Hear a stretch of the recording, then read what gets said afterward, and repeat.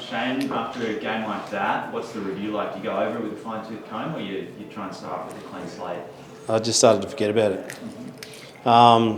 We can't brush over it. So we've addressed it really, in depth on the day after the game in Brisbane. So we stayed up there and did our recovery and review, but we've moved on. We've got to move on quickly and we've got to respond.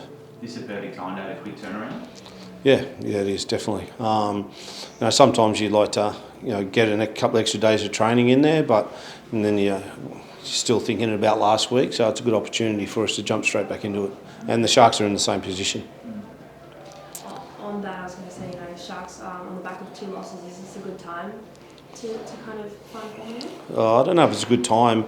I just think the competition is so tight at the moment. And sides are losing games and. You can't say, on the back of 2 losses, it's a good time to get them, or, they're on the rebound. They're a proud club, so it'll be a hard game down there, that's for sure. And obviously 5th versus 10th, but there is only the two wins separating. What do you make of that?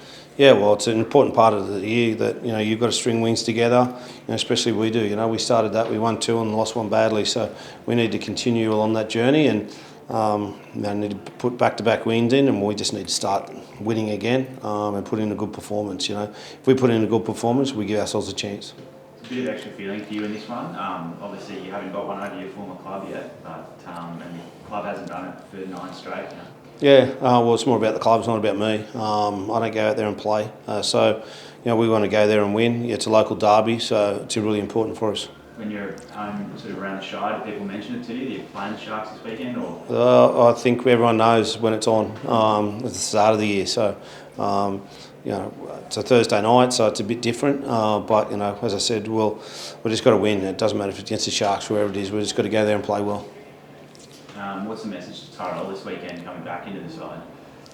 Yeah, we spoke a few times last week after the Newcastle game, what he needs to improve in. Unfortunately, we weren't able to get a game into him in New South Wales Cup because they had the bye. It didn't work out for us, and then we get some injuries. Christian Tuipulotu comes up with another hamstring injury, so he gets his chance. And I think you'll see a different Tyrell. What has he got to do to keep that jersey?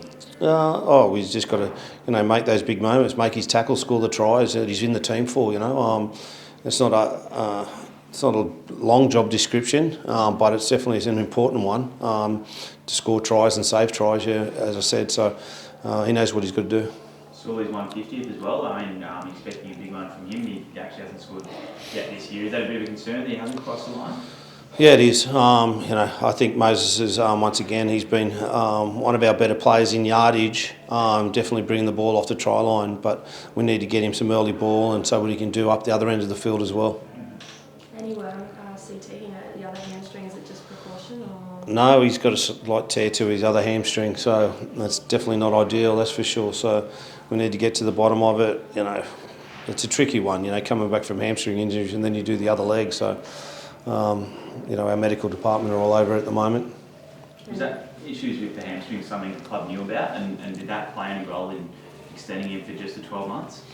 No, it didn't have anything to do with it just extending from 12 months, but some players are more likely to have hamstring injuries than others, and unfortunately for us, CT's just got a bit of a problem there at the moment. We need to get on top of it. I've seen this happen before. Players have multiple hamstring injuries. They get there. They get back and they can manage it, and they don't have any. I think it's a bit of resilience, and obviously he's training and his rehab. So we'll work really hard with him. So how do you intend to cover for the absence of Val Holmes? Yeah, we've got a few options there. So young Nick Sigararis comes into the 17 or 19. So there's a chance with him. Corey Allen obviously trained today, so he's pretty well, but we've got to make a decision there whether we keep one on the bench or what we do there. So I'll make that over the next 24 hours.